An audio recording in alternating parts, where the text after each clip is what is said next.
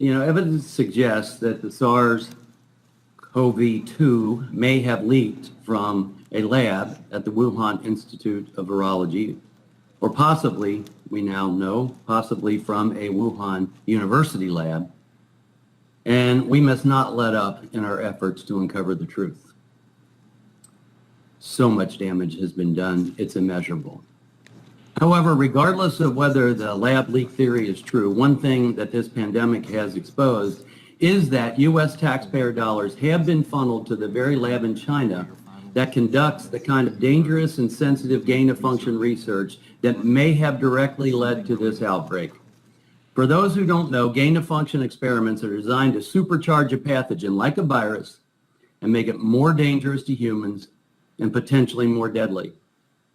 Advocates in favor of this kind of research say it aims to improve understanding of disease-causing agents and their potential to cause pandemics.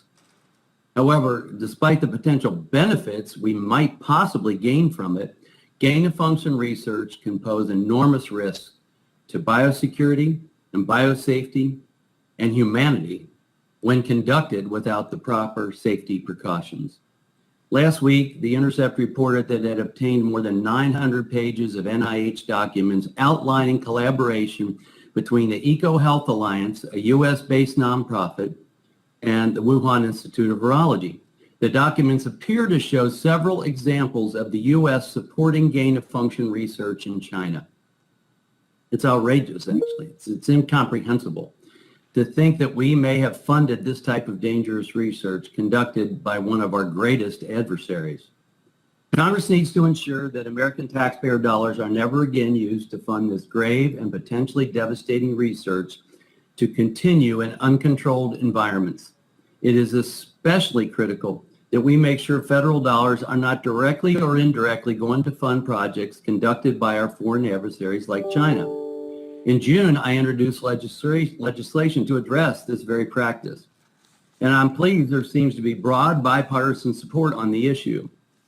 The Labor HHS appropriations bill that recently passed the House contained language getting at this issue of federal dollars from directly or indirectly going to fund gain-of-function research in China, Russia, Iran, and North Korea.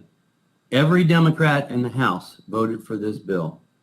Unfortunately, because it was an appropriations bill, the corresponding penalty in my bill that would ensure compliance with this provision could not be included. That's why I'm offering this amendment today, to give those provisions some teeth.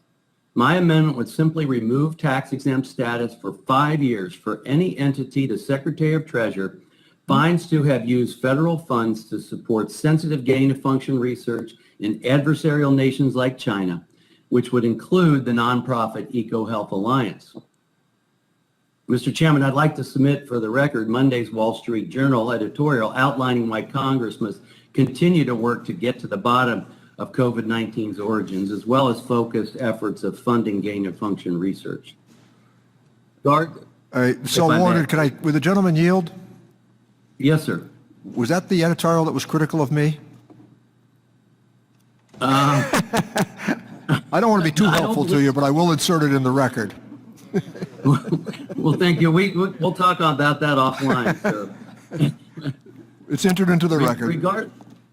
Thank you. Regardless of if you believe the evidence shows the COVID-19 virus originated in a lab in China, one thing we should have consensus on is that China is not our ally in getting to the truth.